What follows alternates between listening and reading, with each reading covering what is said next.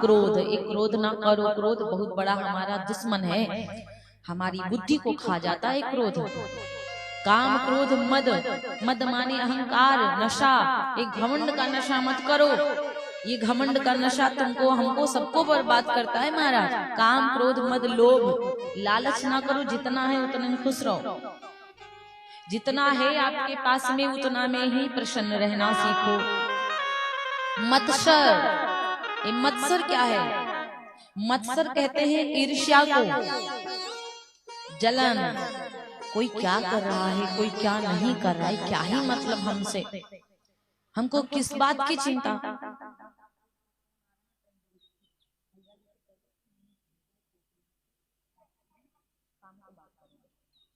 बोले व्यास भगवान की जय। तो महाराज ये जो ज्ञान की बातें सुनना सरल है, ज्ञान की बातें कहना सरल है, लेकिन ज्ञान की बातों का पालन करना कठिन है। ज्ञान की बातें करना सरल है, ज्ञान की बातें सुनना सरल है, लेकिन ज्ञान की बातें जीवन में धारण करना बहुत कठिन होता है। इसलिए महाराज कहा जाता है कि ये जो हमारी जिंदगी है, रुदन के गीत में बदलने की कला सीख लो। रुदन की गीत में कोई कोई व्यक्ति होता है, वो तुरंत रोते हुए व्यक्ति को हंसा देता है, उसको सब चाहते हैं कि वो बहुत अच्छे दादाजी हैं, वो तो तुरंत हंसाने लगते हैं, तुरंत बढ़िया से बोलते हैं। रुदन के गीत में बदलने की कला सीख लो, बैर की प्रीति में बदलने की कला सीख लो। अगर आपसे किसी से बैर है तो उसको बदलना चाहिए, प्रेम करना चाहिए। द्वेष को प्रेम में बदलने की कला सीख लो। यदि हमारे जीवन में द्वेष है तो द्वेष को समाप्त करिए, अपने आप को बदल लेना चाहिए।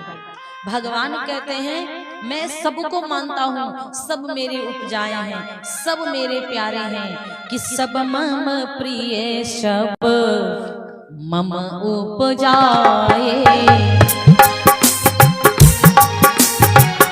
मम उपजाए, सब मम प्रिय, सब मम उपजाए, सब मम प्रिय, सब मम उपजाए, सब मम प्रिय, सब मम उपजाए, सब मम प्रिय, सब मम उपजाए, सबसे अधिक मनुज मोहि भाए, सबसे अधिक मनुज मोहि भाए, सबसे अधिक मनुज मोहि भाए।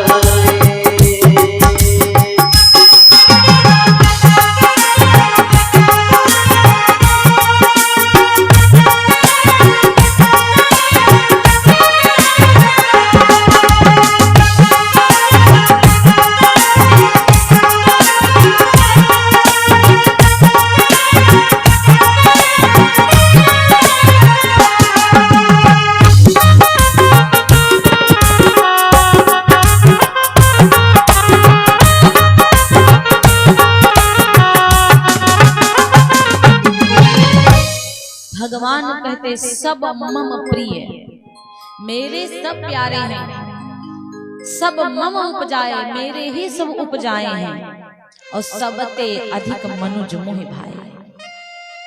भगवान ने कहा है कि सबसे अधिक, सबसे ज्यादा मुझे मनुष्य अच्छा लगता है। नाम लिखा दो मैया, उधर नाम लिखा दो। सब मुझे प्यारे लगते हैं और सब मेरे उपजाए हैं, और सबसे ज्यादा मैं मनुष्यों को ही मानता हूँ। सबसे प्रिय मेरे लिए मनुष्य ही है, भगवान ने स्वयं कहा है। भगवान ने ये तो नहीं कहा कि सबसे प्रिय मुझे कोई ऊंची जाति है या नीची जाति। भगवान जाति की तो बात नहीं करी यहाँ पे, हम लोग जाति पाति का भेदभाव करते हैं, लेकिन उन्होंने क्या कहा है कि सब मम प्रिय, सब मम उपजाए, सबते अधिक मनुज मोहि भाए। मुझे सबसे ज्यादा तो मनुष्य अच्छे लगते हैं, साधन धाम मोक्ष कर द्वारा, पाई न जहीं परलोक समारा। भगति तात अनुपम सुख मूला, मिले जो संत हो ही अनुकूला। ये रामचरितमानस में चौपाई लिखी है कि व्यक्ति को यदि संत मिल जाए और संत का मिलन हो जाए और संत से दो बातें कथा की हो जाए तो समझ लो उसका जीवन धन्य बन जाता है। इसलिए महाराज जीवन में हमारे गुरु का होना बहुत जरूरी है। गुरु बिना सब व्यर्थ है, जप तप होम क्रियादि, दीक्षा ग्रहण मात्रेषु नरं नारायण भवेत। गुरु के बिना सब कुछ व्यर्थ है महाराज। आप चाहे कितना पूजा पाठ करो, चाहे जो कुछ, एक बार जीवन में गुरु जरूर कर लीजिए। जीवन में गुरु जरूर कर लीजिए, दीक्षा जरूर ले लीजिए।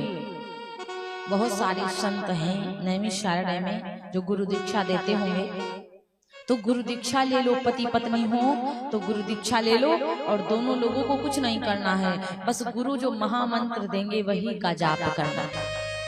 आपको जो मंत्र दे दिए, तो चाहे आपको 11 माला करने को बता देंगे, चाहे आप जितनी माला करो वो गुरुदेव भगवान बताएंगे।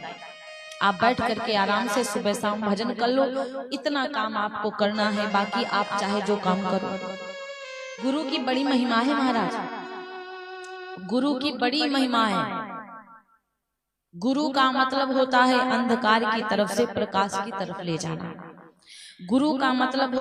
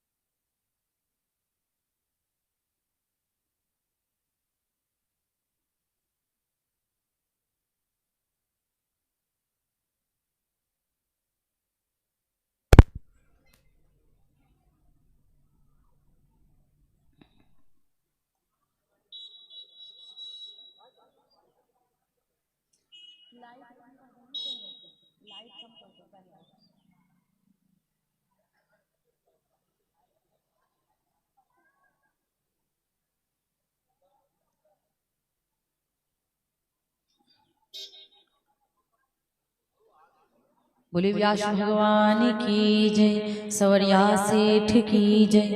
तो महाराज जीवन में गुरु का होना बहुत जरूरी है, और भक्ति पाने की, भगवान का भजन करने की कोई उम्र नहीं होती है। जैसे ध्रुव जी महाराज हैं, उत्तानपाद जी महाराज, कहा जाता है कि एक बार महाराज कश्यप थे, कश्यप महाराज के 13 पत्नियां हैं। कश्यप महाराज के 13 पत्नियां, 13 पत्नियों में 2 पत्नियों का वर्णन आया है। एक पत्नी का नाम था दिति और दूसरी पत्नी का नाम है अदिति। तो एक बार दिति माता ने अपने पति से जिद कर दिया। दिति माता ने कहा कि स्वामी देखो, मेरी बहनों के बच्चे हैं, पुत्र इत्यादि हैं, लेकिन हमारे अभी तक एक भी बेटा नहीं है। तो शाम का समय था महाराज। उस समय शाम का समय होता है गोधूली का समय, संध्या काल का समय जो होता है पूजा पाठ करने का समय होता है। संध्या का समय था, तो महाराज जी पूजन करने जा रहे थे, और जब पूजन करने के लिए जा रहे थे तो उनकी पत्नी उनके पास में आई और बोली कि मुझे अभी तक पुत्र प्राप्ति नहीं हुआ। शाम के समय पूजा करने का समय, बाबा ने कहा देखो देवी, इस बारे में तो हम बाद में बात करेंगे, अभी मैं पूजा करने वाला हूँ, अभी मैं पूजा करूंगा, इसके बारे में बाद में बात करूंगा। लेकिन अब क्या हुआ, देवी ने जिद करके बैठ गई। देवी जिद करके बैठ गई, नहीं नहीं स्वामी, आप मानते नहीं हो मेरी बात, कुछ ऐसा करो कि मुझे पुत्र की प्राप्ति हो जाए। तो संत भगवान से कश्यप जी से गलती हो गई। शाम के समय, शाम के समय नारी के चक्कर में पड़ करके वो भटक गए। तब क्रोध में आकर के आज अपनी पत्नी को श्राप दे दिया। बाबा जी ने कहा कि तुमने मेरी पूजा को भंग किया है, इसलिए मैं तुमको श्राप देता हूं कि जितने तुम्हारे बालक होंगे सब राक्षस हो जाएंगे। अब तो देवी अदिति माता बहुत परेशान हो गई। दिति कहने लगी कि मुझसे बहुत बड़ी भूल हो गई स्वामी, मुझसे बहुत बड़ी गलती हो गई, मेरी गलती को क्षमा कर दो। लेकिन अब उन्होंने श्राप दे दिया तो कैसे टलेगा। तो उनके द्वारा